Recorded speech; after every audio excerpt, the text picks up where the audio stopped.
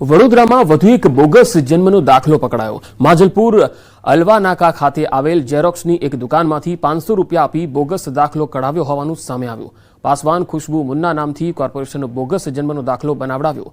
આધાર કાર્ડમાં બદલાવ કરાવવા માટે વોર્ડ 19ની ઓફિસમાં આવ્યા હતા। આ કામગીરી દરમિયાન દાખલો બોગસ હોવાનો ભાંડો ફૂટ્યો।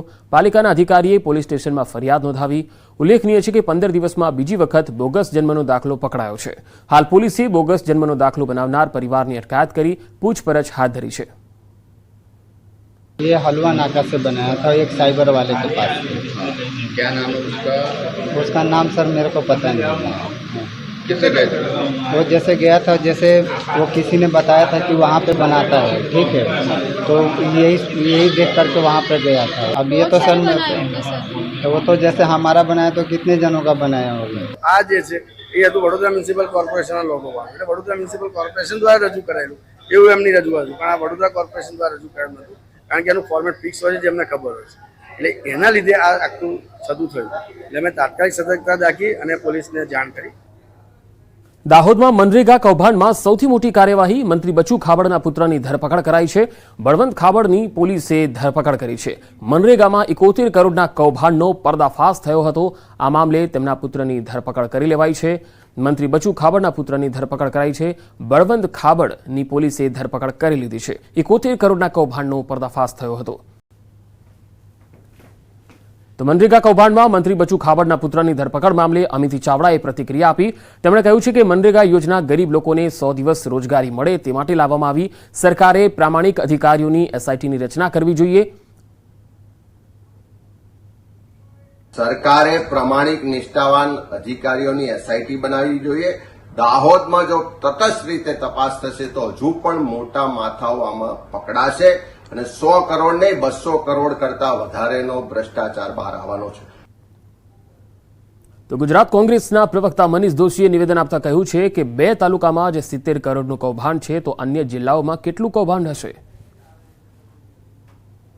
માત્ર 2 તાલુકામાં 70 કરોડ રૂપિયા જેટલી માત્ર રકમ માત્ર કાગળ ઉપર કામગીરી, પણ આ કૌભાંડ 2 તાલુકામાં જો 70 કરોડનું હોય તો સમગ્ર દાહોદમાં 200 કરોડ આસપાસનું આ કૌભાંડ થાય। ગુજરાતના સામાન્ય નાગરિક, શ્રમિક નાગરિક, ખાસ કરીને ગરીબ નાગરિક પોતાના રોજગારનો અધિકાર છીનવી રહી છે। ગુજરાત યુનિવર્સિટીમાં NAACની ટીમ મુલાકાત સમયે ફરજ બજાવનારને રૂપિયા આપવાના મામલે રાજ્યપાલે શિક્ષણ વિભાગને તપાસના આદેશ આપ્યા। NAACની ટીમ આવી એ સમયે ફરજ બજાવનાર કર્મચારીઓને 50 લાખ રૂપિયા ઇનામમાં અપાયા હતા। ગુજરાત યુનિવર્સિટીના વિદ્યાર્થીઓના રૂપિયા અધ્યાપકોને ઇનામમાં અપાયા હોવાના NSUIએ આક્ષેપ કર્યા, જેને લઈ NSUIએ રાજ્યપાલને પત્ર લખી ફરિયાદ કરી હતી અને કહ્યું કે વિદ્યાર્થીઓના ફીના રૂપિયા પ્રોત્સાહન રૂપે ન આપી શકાય। હવે આ મામલે રાજ્યપાલે શિક્ષણ વિભાગને તપાસના આદેશ આપ્યા। ગુજરાત યુનિવર્સિટીનો હમણાં થોડા સમય અગાઉ નેકની ટીમ આવી હતી, ત્યારે જે અમુક અધિકારીઓ જે પોતાના જે કામ કરવાનો સમય હોય છે એ ટાઈમે જ કામ કર્યું છે, કોઈ વધારાનો ટાઈમ લઈને કામ કર્યું નથી। પરંતુ ગુજરાત યુનિવર્સિટીના કુલપતિ દ્વારા પોતાના માનીતા જે 5 અધિકારીઓ હતા એમણે જે નામ આપ્યા, એમણે જે નામ સૂચવ્યા એ નામને 25,000થી લઈને 5 લાખ સુધીની જે બક્ષિસ રૂપે જે પૈસા આપી દેવામાં આવ્યા છે એ પૈસા વિદ્યાર્થીઓની ફીના પૈસા હતા। વડોદરાના ડેસરના મેરાકોવા દૂધ ઉત્પાદક મંડળીમાં લાખો રૂપિયાના કૌભાંડ મામલે ધારાસભ્ય કેતન ઇનામદારે મસમોટા કૌભાંડનો પર્દાફાશ કર્યો, જેમાં મૃતકોના ખાતામાં બારોબાર પૈસાની લેતી દેતી થતી હતી। મૃતક સભાસદોના પરિવારજનો ઉચાપતથી અજાણ હતા। પરિવારજનોનું કહેવું છે કે તેમની પાસે ઘરમાં દૂધ લાવવાના પણ પૈસા નથી। આ જ પરિવારજનોના ખાતામાં લાખોના ટ્રાન્ઝેક્શન થયેલા બતાવાય છે। ખાતામાં 3.76 લાખ જમા થયા અને બારોબાર ઉપડી પણ ગયા। જે રોજ માત્ર 1 લીટર દૂધ ભરે છે તેમના ખાતામાં 19.95 લાખ જમા થયેલા જોવા મળે છે। હા, વર્ષથી ભેંસનું દૂધ ભરતી નથી અને મારા પૈસા કેવી રીતે કરું? બંધ ડેરી કેટલા વર્ષ થયા? 2 વર્ષ। 2 વર્ષથી દૂધ નહીં ભરતા અને પૈસે નહીં? દર અઠવાડિયે ઓડિટ થાય છે ડેરીનું અને અમારા સુપરવાઇઝર અમારું દર સર્વે લઈ જાય છે। કોણ છે સુપરવાઇઝર? હમણાં તો નવા આવે છે, કોઈ અઠવાડિયે દર અઠવાડિયે બદલાય છે। બરાબર, તો તમારે એવું કેવું છે કે આ અમારી ઉચાપત થયેલી નથી? આ ઉચાપત થયેલી નથી।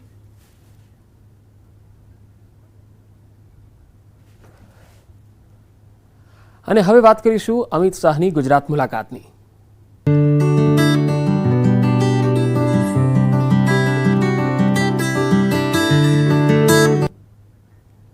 કેન્દ્રીય ગૃહમંત્રી અમિત શાહ આજથી 2 દિવસ ગુજરાત પ્રવાસે છે, ત્યારે અમદાવાદ અને ગાંધીનગરમાં વિવિધ વિકાસ કાર્યોનું લોકાર્પણ અને ખાતમુહૂર્ત કરશે.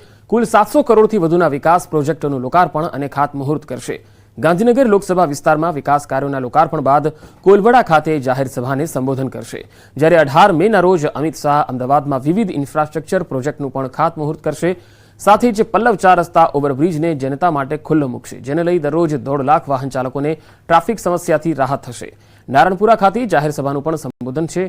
તો અમિત શાહ ગુજરાત પ્રવાસ દરમિયાન પ્રદેશ સંગઠનમાં મોટા ફેરફાર માટે કેટલીક મહત્વપૂર્ણ બેઠકો પણ કરશે. અમદાવાદના પલ્લવ બ્રિજનું લોકાર્પણ કરશે. 117 કરોડના ખર્ચે આ બ્રિજ તૈયાર થયો છે. ચાંદોડિયા વોર્ડમાં 14.71 કરોડના ખર્ચે બનેલ ગજરાજ વોટર ડિસ્ટ્રીબ્યુશન સેન્ટર ઓગમેન્ટેશનનું પણ લોકાર્પણ કરશે.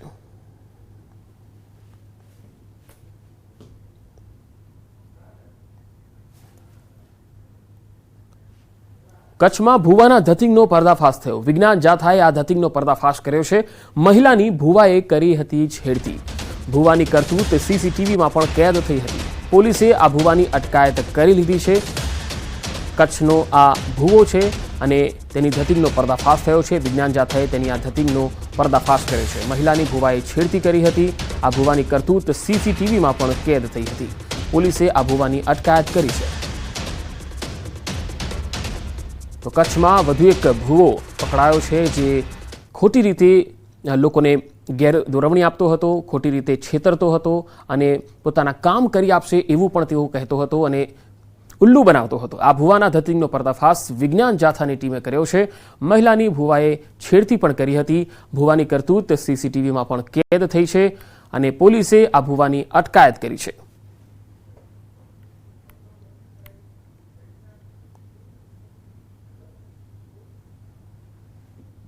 રવેચીમાં મેલડી માતાનું મઠ બનાવી છેલ્લા 20 વર્ષથી દોરા ધાગા, લોકોના દુઃખ દર્દ મટાડવા, બીમારને સાજા કરવાના, રમેણીની અંદર ધૂણવાનું કામ અને ખાસ કરીને મહિલાઓને ટાર્ગેટ કરી અને છેડછાડ કરવાનું કામ કરતો ભૂવો રંગે હાથે ઝડપાઈ ગયેલ છે. Rajkot local crime branch zone 2ની ટીમ દ્વારા ચીલ ઝડપના 4 જેટલા ગુનાનો ભેદ ઉકેલવામાં આવ્યો. પોલીસ દ્વારા 2 આરોપીની ધરપકડ કરી 4.61 હજારનો મુદ્દામાલ કબજે કરવામાં આવ્યો. એટલે કે 4.5 લાખથી પણ વધુનો આ મુદ્દામાલ છે. પોલીસ દ્વારા હાલ 2 યુવક અને એક સગીર વયના આરોપીની અટકાયત કરી તેને અદાલતમાં રજૂ કરવામાં આવ્યો છે. લોકલ ક્રાઇમ બ્રાન્ચ પાસે ખાનગી રાહેથી બાતમી મળી હતી કે શીતલ પાર્ક મેઇન રોડ ઉપર એરપોર્ટ દિવાલ પાસે 2 વ્યક્તિઓ નંબર પ્લેટ વગરની મોટરસાયકલ સાથે ઊભા છે. તેમની પાસે ચોરીના દાગીનાઓ પણ છે, જે દાગીનાઓ તે વેચવા જઈ રહ્યા છે. ત્યારે લોકલ ક્રાઇમ બ્રાન્ચની ટીમ દ્વારા બંને શખ્સોને ચોરી કરેલા મુદ્દામાલ સાથે ઝડપી લેવાયા. પોલીસના જણાવ્યા અનુસાર આરોપી પાંજરાપોળ ખાતે તેના મિત્રને સાથે બેસીને ચીલ ઝડપ કરવા નીકળતો હતો. તે પોતે મોટરસાયકલ ચલાવતો હોય અને મોટી ઉંમરના બેનના ગળામાં ચાલુ મોટરસાયકલે જોટ મારીને ચીલ ઝડપ કરવાની ટેવ ધરાવે છે. રાજકોટ શહેરના વિવિધ પોલીસ સ્ટેશન વિસ્તારમાં આ જે આરોપીઓ છે, સદામ ઉર્ફે મચ્છો યાસીન કુરેશી, વિક્રમ લાલાભાઈ માનસુરિયા અને એક કાયદાના સંઘર્ષમાં આવેલ બાળક, આ લોકોએ છેલ્લા 2.5 મહિનામાં 4 અલગ અલગ જગ્યાએ અલગ અલગ પોલીસ સ્ટેશન વિસ્તારમાં ચીલ ઝડપ કરેલ છે.